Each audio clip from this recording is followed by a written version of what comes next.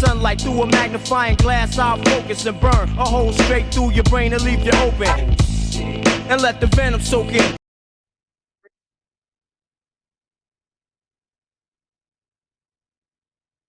That was crazy. A lot of shit happened in week 7, but nonetheless, hello, hello, hello. We're back. Welcome to yet another college football video. We are doing the week 8 power rankings. And you got to know who's first. I'm sure we all know who's first, right? The Georgia Bulldog. Fuck that. The Huskies are first. Show me Washington at 1. Oh, man. Oh, man, oh, man, oh, man. I'll be honest. I didn't think we'd be seeing this year. Should I address the biasness? Sure.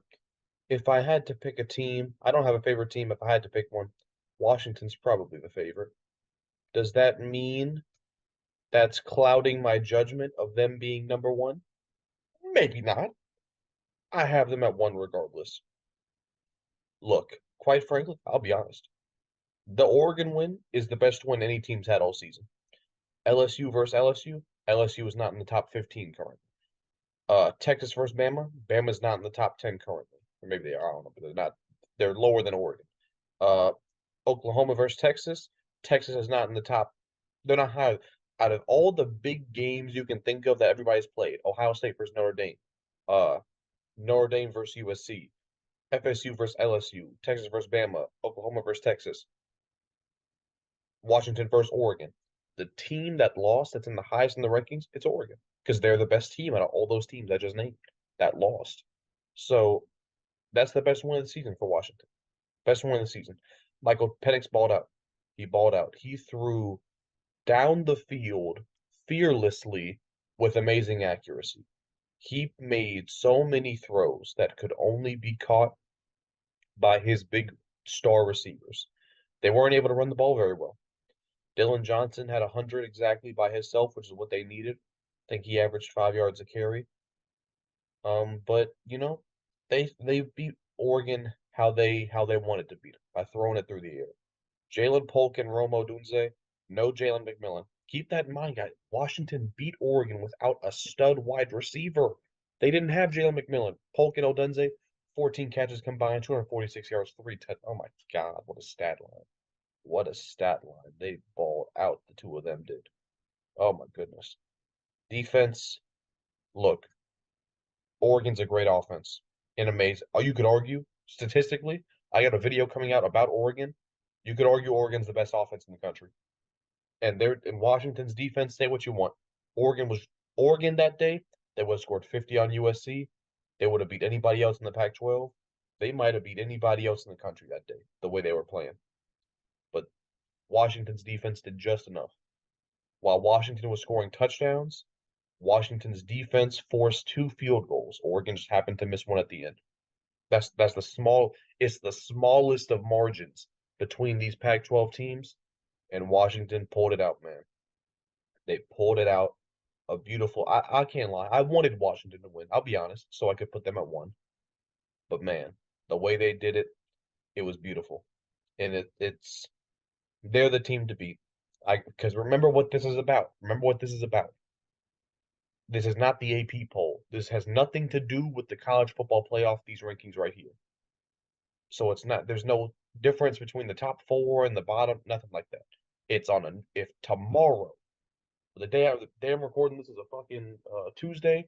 On Wednesday, October fucking 18th, in goddamn Hawaii, who would win if Washington played anybody else tomorrow in Hawaii? I think they're beating anybody with the way they're playing right now. That's just how I feel. That's just how I feel. That's why Washington is the best team in the country to me right now. Let's get into the rest of the teams. I know y'all see how I changed the format up. I had to come something different here with all the shit that took place. Okay. Georgia at 2. The Vanderbilt game wasn't pretty. They let Vanderbilt drive down the field and score on their first possession. They turned it over, gave it right back to Vanderbilt, and Georgia actually had to work their way to a win against Vanderbilt. I would say Georgia was playing at about 75% this game. 75% of what they could play, and we saw what they could play at. against Kentucky. Does the Brock Bowers injury affect them in the rankings? Yes, it does. Because remember what I just said. Brock Bowers is going to be out 4 to 6 weeks. Without Brock Bowers, he's the best player on the whole team. He's the best tight end in college football history. Obviously, that affects their chances of winning a game tomorrow. For Georgia specifically, do I think it? I mean, I wouldn't be concerned for Georgia this next week or two. You know, in a way, you could say they needed this. I want Brock to be healthy. Obviously, I want him to break all the records and everything like that. But I think Beck has become a little too reliant on Brock Bowers.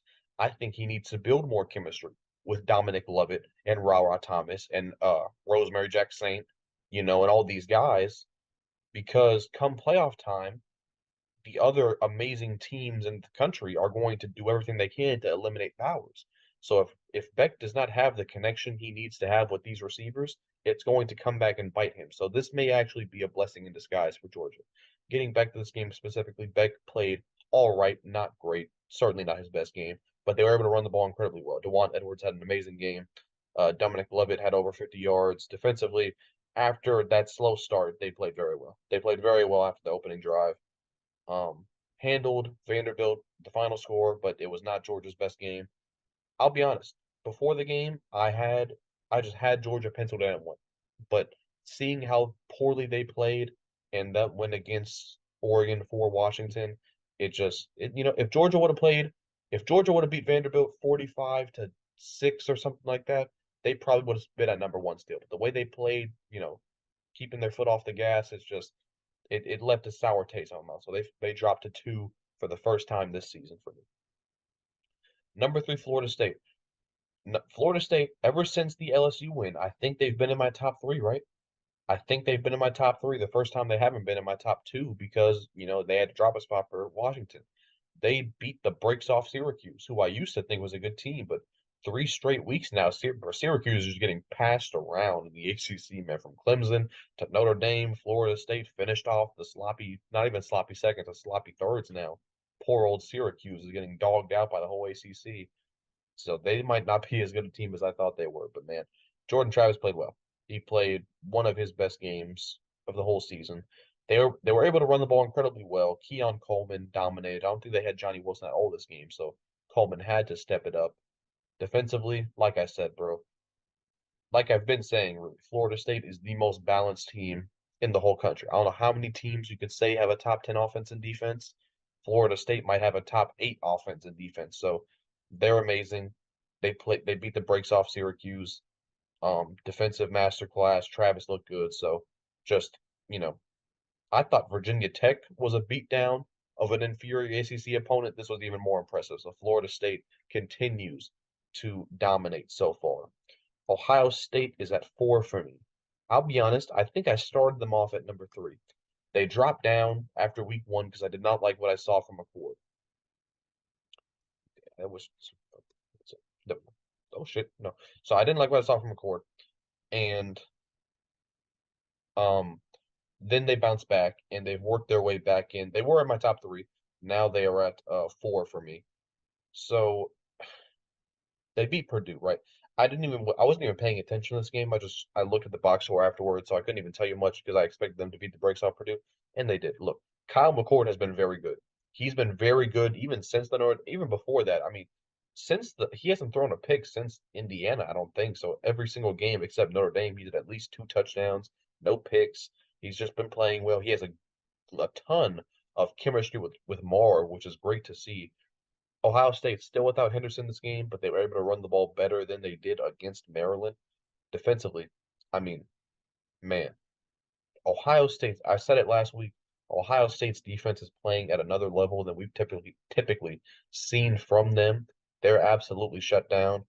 And they're not giving an inch to any of these Big Ten teams right now, even Notre Dame. So I really like the way Ohio State's playing.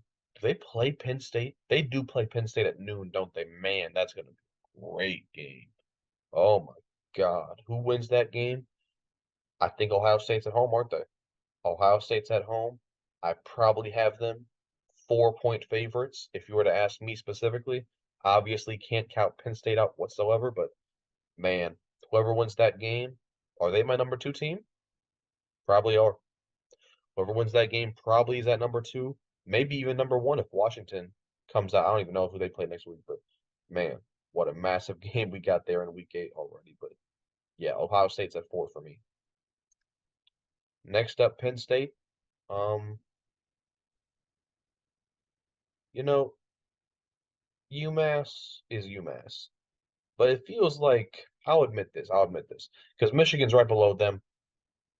I've been comparing Penn State and Michigan all season.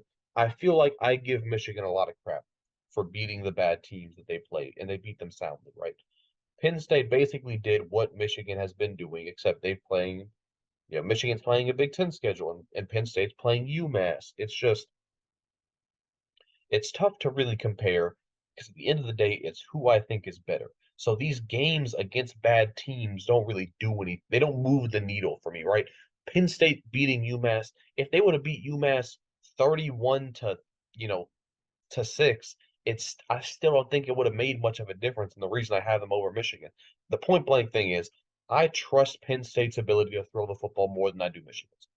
Bottom line, I trust Penn State's ability to run the ball slightly more than Michigan because Donovan Edwards has not looked like himself. Where's Donovan Edwards? Does anybody know where Donovan Edwards is? Because I don't. I know he's playing, but he's basically not playing. So not having Donovan Edwards significantly affects Michigan's run game. If you ask me, I don't think Michigan's an explosive offense. I don't think they're an explosive offense whatsoever. So Penn State, I'm just taking them offensively. I think they got the better quarterback. I think they got the better run game. I think they got the more explosive receiver room. It's just so I'm taking them across the board offensively and defensively. They've both been amazing. They've both been top 3 defenses in college football so far. So there's not much separation there. So what do I got to go with then? If the defenses I both think are top 3 in the country, I'm gonna go with who I think the better offense is, and that's Penn State. Drew Aller looked great, like he's looked most of the season. They were able to run the ball incredibly well, and then defensively, I mean, we know what Penn State does defensively: 7 sacks with a takeaway, only 109 yards allowed. Penn State beat the brakes off UMass as they should. Getting to Michigan, 1 spot below them, they beat the brakes off. Look, I understand Michigan is playing amazing. Michigan has been the most dominant team in college football this season. I'll give you that. However, it's the same thing everybody else is saying about Michigan. They played nobody. I don't give any credit for beating Indiana, Minnesota, Nebraska. It's just not enough. And I don't give Penn State credit for beating UMass. I'm looking specifically at the teams and what you've shown me. I just don't trust about to call Mike McCarthy. I just watched the Cowboys game. I don't trust JJ McCarthy. And I just laid it out for you. Michigan. I love the fact that they've gone 3 straight games without a turnover and like 4 penalties. 4 penalties in 3 games? Are you kidding me? Bama gets 4 penalties every other drive. So Michigan's playing mistake for. I love it. I love it. I want to see Michigan play Penn State so fucking bad right, but we gotta wait. We gotta wait. Michigan doesn't have any big games in the last like 2 weeks of the season, so we gotta wait. But that time is coming, man. Michigan, all they can do is be dominant. That's what they've done so far. I can't fault them for it, but they haven't shown me anything yet. So we're still waiting on that. Oregon at 7. This is as soon as Oregon lost, one of the biggest questions I felt like was where do you rank them after this? Again, this is not the AP poll. This has nothing to do with the playoff. This is just, give me, my opinion does not change about Oregon whatsoever. If anything, they proved a lot to me. They proved that they play up to the competition. They had to go on the road, okay? They had to go on the road in a game that meant a lot to them, and I think they scored the first touchdown. They went for 2 and got it. That told me a lot. That told me they're not coming to play Washington up. They told me they're coming to win, and they played Washington down to the wire. I mean, you could argue they should have sent it to overtime. Who wins that? Who the hell knows? But you know, it came down to just the slightest of it really came down to on one drive, they chose to go for a field goal, and I think Washington scored all touchdowns. I think Washington scored all touchdowns. Oregon scored 4 touchdowns, field goal, and then missed a field goal. I think so. So that it's just it's that small of a difference that lost Oregon this game. Bo Nix played well. He played great actually. I'll give him an A plus for that game. They're able to run the ball very well. I mean, this is an Oregon stat line. Bo Nix over 300 total yards, 200 plus rushing yards. Troy Franklin, look, Romo Dunze, probably going to be a first-round pick. He played great. Jalen Polk, shooting up the draft boards. He played great. I don't know if Troy Franklin wasn't the best receiver in this game. He was incredible. He kept Oregon in this game single-handedly in their receiving corps, man. He dominated Washington's secondary. With all that being said, it's just this close, man. This close. And I got a video on Oregon coming out. I think I almost said that, or I said that earlier. I have them rematching in the Pac-12 championship.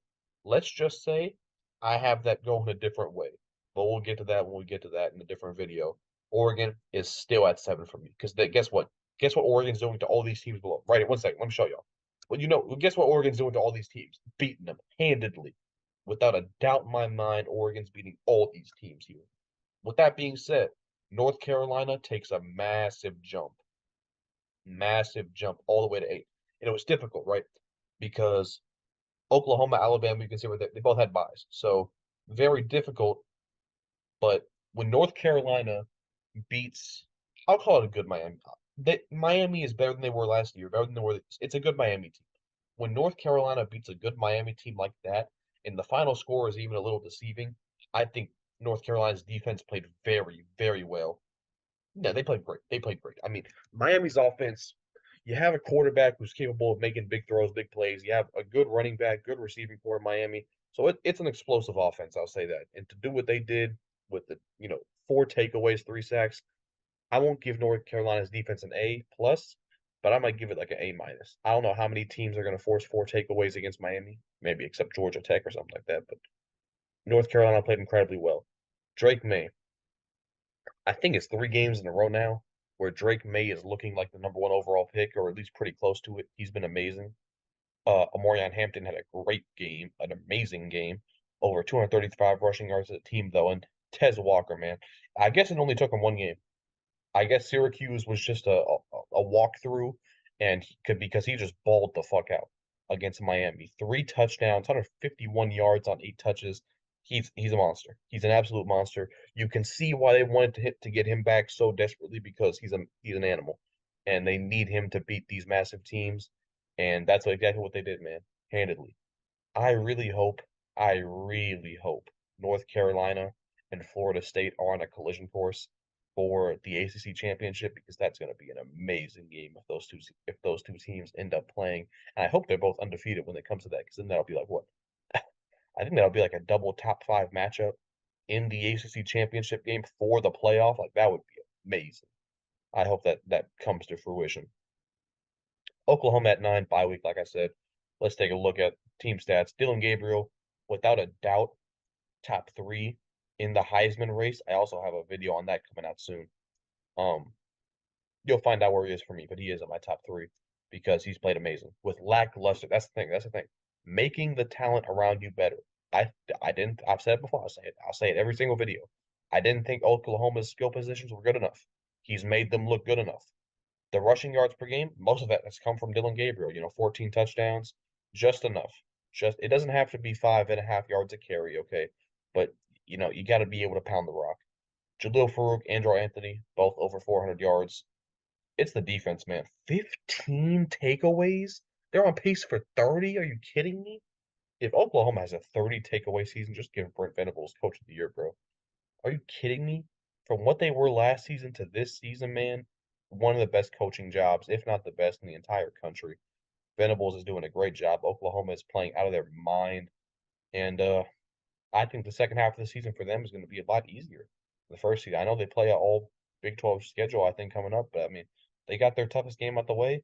With the way they're playing defense and Dillon Gabriel's playing, I expect them to go undefeated into the Big 12 championship.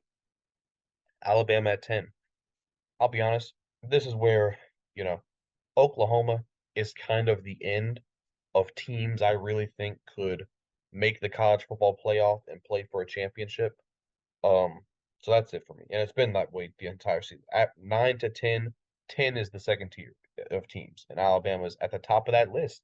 Admittedly, they have bounced back better than I thought they would, mainly because Jalen Milroe is better than most people thought he was. Milroe has been improving every snap, I feel like I could say. Now, in the second half of the Arkansas game, he didn't look good. And they beat Arkansas, but, The first half they were dominant. I'll say that. Offensively and defensively, they they whooped Arkansas's ass, right? But it was the second half where they couldn't get anything going. And look, I'll say it again. I'll say it every single week. Alabama's offensive line sucks. I think every single week they've allowed at least 4 sacks and, 5 this game, a bunch of penalties. But defensively, thankfully, 4 sacks. They were able to run the ball. That was really the key. Being able to run the ball this game. McClellan had a decent game. Roydell Williams. Um, they needed that running game because in the second half they were not able to get anything going in the passing game. So I did see Ja'Cory Brooks though.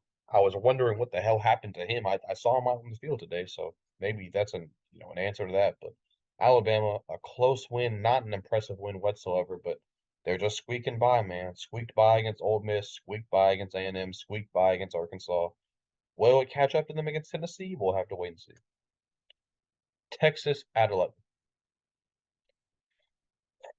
What do I think about Texas? It's their bye week. We can check the stats. We can look at the stats here. And real quickly, I won't say anything, but just compare Quinn Ewers' stats because you can see him right there. Compare Quinn Ewers' stats to Jackson Dart's stats. Keep in mind, Jackson Dart's played Tulane, played Alabama, played LSU, Arkansas. Just keep that in mind. Just you guys, we're all adults here. We can compare. One guy's getting Heisman hype, and the other guy is just an okay quarterback. I don't know. I don't see that. But for Texas, they gotta. I still don't feel like they got an identity offensively. The pass game is not refined enough. It's too reliant on the big play. I mean, they made so many mistakes, just specifically turnovers against Oklahoma, which they hadn't made all season, really. I would love for them to just become a more run-heavy team, man. I know you kind of got to swallow your pride a little bit there with having the quarterback and having so many good receivers, but it's like I feel like if they really want to just secure their path to a rematch with Oklahoma, I feel like you got to embrace the run game more because Quinn Ewers is liable to miss a throw, to throw an interception, make some type of mistake. Just simplify the game, man, because he's still a young quarterback. He's not a Heisman contender. He's not an NFL player yet. Just make it easier on him. I know you got great receivers, but focus on the run game more. Defense has got to be better. That was not a good enough performance against Oklahoma. We'll see what they can do the second half of the season, but after that loss, they are no longer a championship contender in my eyes unless they run the table. Ole Miss. They've been here for a while. They had their bye week. Hopefully, this gives Quinshon Judkins the time he needs to get right, and we will see a whole new player post bye week. That's what I'm hoping for. Jackson Dart's been great. He's been really, really good so far for Ole Miss, on pace for over 30 touchdowns, damn near 4,000 yards. He's been great. The receiving core, minus Zachariah Franklin. I know he's been out there sometimes. Man, who would have thought he'd be wide receiver 4, and this would just end up being a stacked Ole Miss receiving core? Not me. Defensively, I've said it before, it's been the story for Ole Miss. Playing great football, slowed down teams like Arkansas, like Bama, like LSU. Well, they didn't really slow down LSU, but Tulane, teams like that. Ole Miss's defense has come to play a lot this season. And they're at 12 for me. LSU at 13. I didn't pay much attention to this game. They beat up. I expected them to beat up on Auburn. They did by 30 though. It's still impressive. Jaden Daniels leads the country in yards, second in touchdowns. Who would have thought? Nobody talks about Jaden Daniels because they lost 2 games, right? He is certainly in my Heisman video that I got coming up. Man, Logan Diggs, I cannot stop talking about how he's just changed life. What a get by Brian Kelly in the transfer portal because just adding him to Jaden Daniels, it's such a how do you stop that? How do you stop that? And then on top of that, I've been doing Malik Nabers and Brian Thomas as the duo down here, but fuck it. We got Nabers and Lacey this game, 10 catches, 200 yards, 2 touchdowns, just a very pretty stat line there. And then defensively, they showed up, played one of their best games all season, 2 sacks, only 154 passing yards allowed. Auburn sucks, so it makes sense, but still can't discredit LSU for that performance. And a good game. It's what you want to see. It's what you want to see out of LSU coming off that big win against Missouri. Just build off it. Build off it. Don't win these close games. blow out the teams you're supposed to blow out. That's what they did versus Auburn. Notre Dame at 14 for me. It's what the hell am I supposed to think? What am I supposed to think about Notre Dame after all the shit that they've done so far as losing to inferior opponents, not playing their best football for weeks on end, and then all of a sudden they play USC and guess what? They dominate. They dominate, especially defensively. Caleb Williams plays his worst game of his career. Sam Hartman, the offense, they didn't have to do much. That mean every single possession they got, it felt like they were starting in USC territory. Audric Estime was their best offensive player, almost 100 yards, 23 touches. He was so reliable that game. Guys, think about this. In a game where they were leading heavy, and Caleb Williams had to pass more than even he usually does. They allowed 199 pass yards. An amazing defensive game plan. Notre Dame's defense has been the strength of this team, besides the Louisville game, of course. But man, 6 sacks, five takeaways. Oh my God! It's just. I'm just. I hate to say this. Just imagine if they beat Ohio State. We went over all the ways they lost that game already, but imagine they beat Ohio State, man. They'd be top 6, 7 in the country, a clear path to the college football playoff. But no, Notre Dame, you gotta fuck up wherever you can. So it's such a weird game, man. Missouri at 15 for me. I knew I was not tripping for putting Missouri at 15, even after the loss to LSU. Nobody. If we had a poll of 100 people, I was probably the only person that would have had Missouri in the top 15 after the LSU loss. But I evaluated their team, and I'm like, how many teams in the country have a better quarterback, running back, wide receiver combo than Missouri? And the answer is not many. Maybe a handful. Maybe. I couldn't even name 5 off the top of my head. So they beat ranked Kentucky. Are they better than Kentucky? Yes, they are better than Kentucky. I expect them to win this game. The final score is a little deceiving. They really had to fight for this one. They pulled away in the fourth quarter, but Brady Cook, this is the thing I like about Brady Cook. They shut down Luther Burden. 3 touchdowns or 3 touches for 21 yards. So Brady Cook does not have his number 1 receiver for basically the entire game because they're taking him away.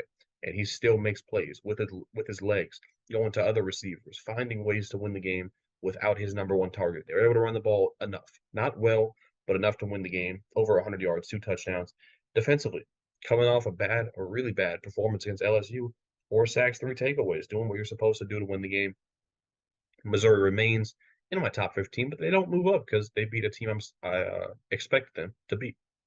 Oregon State beat up on UCLA. I'll be honest.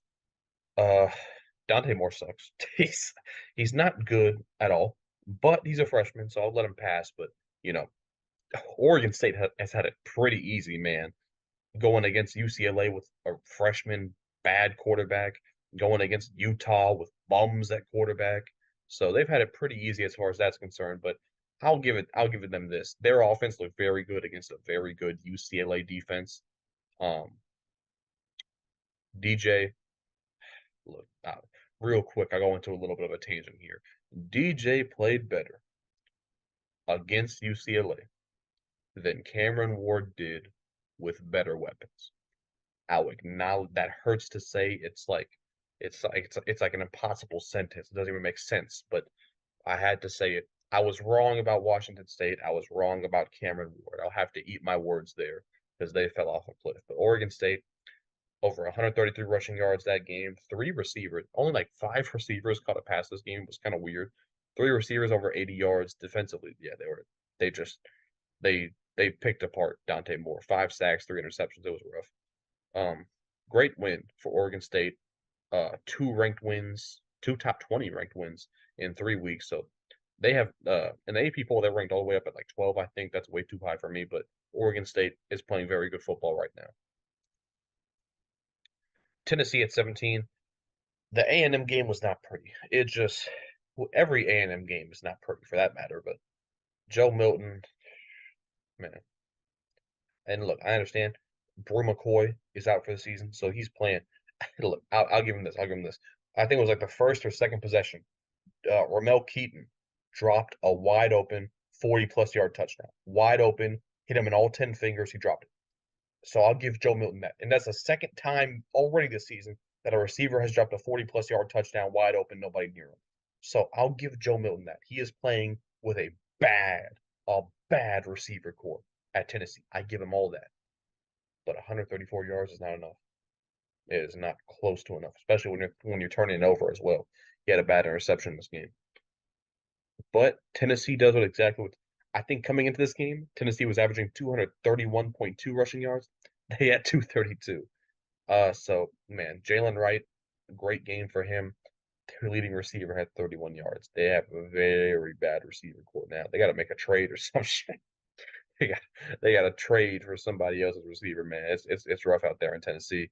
Defensively, though, 2 sacks, 2 takeaways. The story of this team, I told you in the Tennessee midseason spotlight. They run the football, they play defense. You know, it's not what you expected from last season. They did just enough to squeak out a win against A&M, and they'll remain in my rankings until we'll see what happens. We will really see what Tennessee and Joe Milton is made of against Bama coming up here. USC, how far do you, this is the thing, right? This is the thing with USC. This is the end. From 1 to 9 are my title contenders, and from 10 to 18 are the teams that have an outside shot. And I'm talking about an outside shot at the playoff if they run the table. USC is at the end of that list, man. Very end of that list. Because it's possible, but man. Who would have thought, though? Who would have thought that they would have lost the game because of Caleb Williams? Because he was flustered. He couldn't deal with the pressure. He was making mistakes like we haven't seen from him. Who would have thought, man? They were able to run the ball actually pretty well. These stats are kind of deceiving because of how many sacks Caleb Williams took. But they couldn't go the run game, obviously, because they went down big so early. Leading receiver only had 61 yards. I think it was Michael Jackson too. So I mean, who the hell? Who would have thought that? Defensively, they had no sacks, no takeaways, obviously. But I mean, it's hard to get takeaways when your opponent's starting in your territory every single possession. So just an all-around disaster for USC this game. I mean, is their season over? Yeah, probably. I don't see a way. I mean, you'd have to run the table, and they're not going to. Guys, they'd have to beat Utah, Washington, Oregon, and then Washington or Oregon again. Are you kidding me? That's not happening, bro. That's just not happening. Matter of fact, even if they made the Pac-12 championship somehow, they'd probably finish the season with 3 losses on top of that. So, USC season as far as making the playoff is over, but maybe they squeak their way back into the top 10. I doubt it though. Utah at 19. I completely removed Utah from my rankings after the Oregon State loss just because of how bad their QB situation was at the time. And I'll be honest, it's still bad. It's still awful. I mean, I expected, guys, I thought it was 50-50 that Cam Rising played week 1. That was a month and a half ago. And I still don't know if he's going to play for the USC. I doubt it, though. I mean, how do you come back against USC just out of nowhere? So, honestly, if I'm Cam Rising, I'm taking my medical red shirt. Honestly, because what's the point of coming back? Especially, so if he doesn't come back for USC, what's the point? Because the season's over, absolutely over. Close the book on Utah if they lose to USC.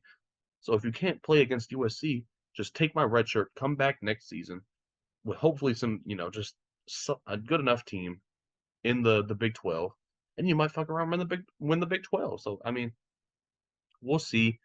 But honestly, Utah, I don't really consider them a good enough team but their defense is so good, right? That's the thing.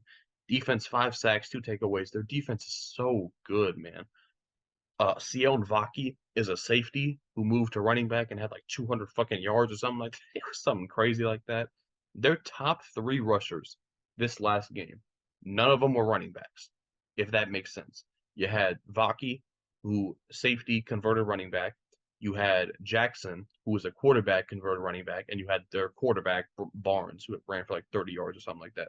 So, man, such a weird situation in Utah right now. Duke at 20, similar situation, very similar situation to Utah.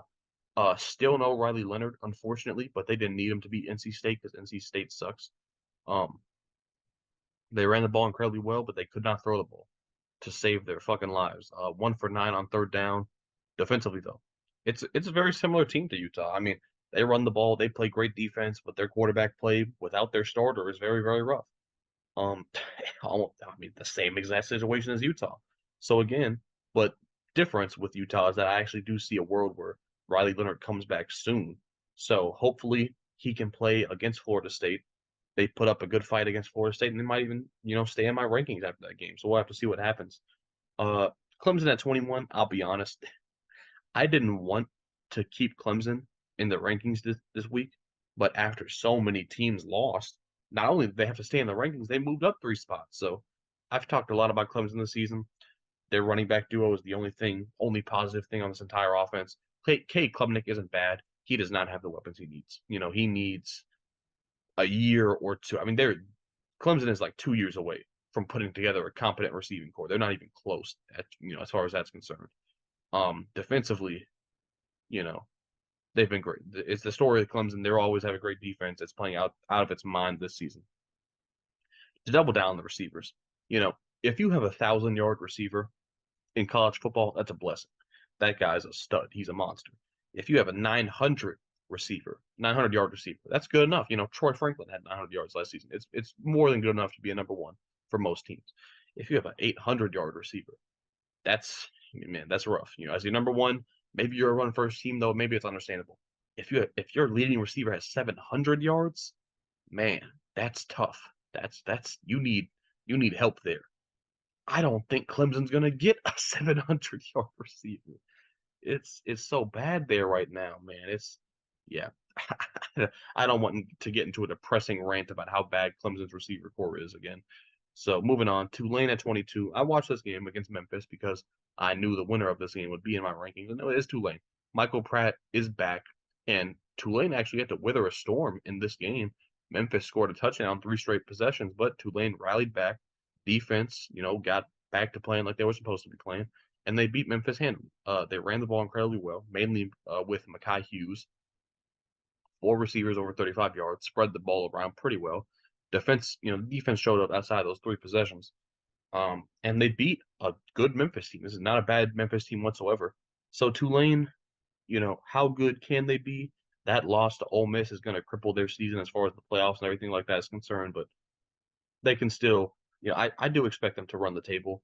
It's not going to be easy. They have some tough games in there, but I expect them to run the table, possibly win their conference championship game, and hopefully get the opportunity to upset another top 15 team like they did last year against USC.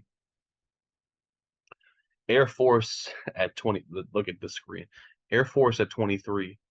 Look, Air Force, they beat one. By the way, again, paying attention to this game because the winner of this game was going to be in my rankings for sure. They beat Wyoming 34-27. A good Wyoming team, not a bad Wyoming team whatsoever. They beat fucking Texas Tech, I think, right? So a very good Wyoming team. Their quarterback has about 468 yards in the season. Not much. I mean, that's like what 80, a little under 80 passing yards a game. But this is the thing I like about them. They're efficient. They know they don't have to throw the football, but they pick their spots very well, and they just pick their spots well, and they're able to not have a real passing game, but being able to take advantage, in certain situations, which I like a lot. Running the ball, we all know Air Force, all these fucking military schools, they run the ball incredibly well, but Air Force is even more so. 334 rushing yards a game, over 24 touchdowns. They just, it's one thing to be like Army or Navy and run for like 150, close to 200 yards a game. Air Force is doing it exceptionally well. Look at their special teams. They haven't missed a single extra point or field goal all season. They haven't thrown an interception. They're not just doing what a military school does. They're doing it at an exceptional level right now. So, and then defensively, they've played more than good enough. Okay, they're not, obviously they're not going to have a bunch of studs on defense, but they're playing well enough. So, Air Force at 23 for me. Look, I definitely, without a shadow of a doubt, think Air Force will beat every team below them that I don't have included on here, and they will beat they could go to Tulane and beat Tulane easily. They could beat Clemson. They might beat Duke. Okay, they could fuck around, beat USC. They might run for 500 yards on USC. They could beat Tennessee. So Air Force, you can look at it and laugh, but there is not a big difference between Air Force and fucking Tennessee football right now. Okay, I'll be honest with that. Iowa at 20. I didn't want to put Iowa. I didn't want to. Their defense is so good though. I just had to. I just had to include them here because their defense is so good. Look at these fucking stats. Look at these stats. So they beat Wisconsin 15-6. Of course they did. Quarterback, guys. Quarterback. It's their backup quarterback, of course. And I don't even know why they call him a quarterback. Just call him a guy that you gotta play there. But he had 19 yards. Laugh at Air Force all you want. At least their quarterback is able to. Yeah, he's averaging 80-something yards a game. 19 yards? Are you fucking kidding me? They ran the ball very well. Their punter was the player of the game because he punted like 10 times and averaged like 50 yards a punt. Okay, so shout out to that guy for winning Iowa a game. Defensively, they're amazing. They shut Wisconsin down easily, but I didn't want to put Iowa up here, man. But I just felt compelled to because their only loss is against a top 5 team in my eyes. So, I mean, what are you gonna do? Number 25, though, we had Liberty. Interesting things about Liberty. So they beat 5-1 Jacksonville State. Okay, not a bad team whatsoever. Or 4-1, I think they were. Caden Salter, Liberty quarterback, has 20 touchdowns already in just six games. Okay, this is not a guy who's just a running quarterback. Don't think Malik Willis because he's also able to throw the ball. I mean, obviously as a team they run the ball incredibly well, over 250 rushing yards a game.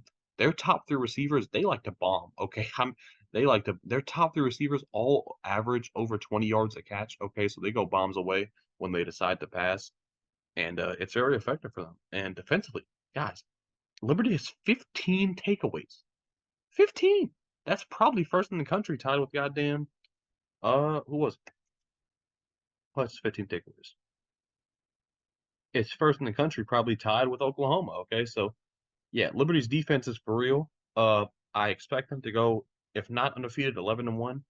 And they're a good team. They're a good team. So many teams have lost. I gotta start throwing these teams in here. Okay, this last 2 slides. I'll be honest. These last 3 slides really. If you really want to know where the ball ends for me in college football, it's like right here in this area, okay? But, let's not disrespect the Liberty, whatever the hell bird that is, okay? This video went to shambles by the end here. Leave a like if you somehow enjoyed. Subscribe if you're new. I'll see you next time. Peace. It's out the motherfucking pack. Right out the niggas don't know how to act.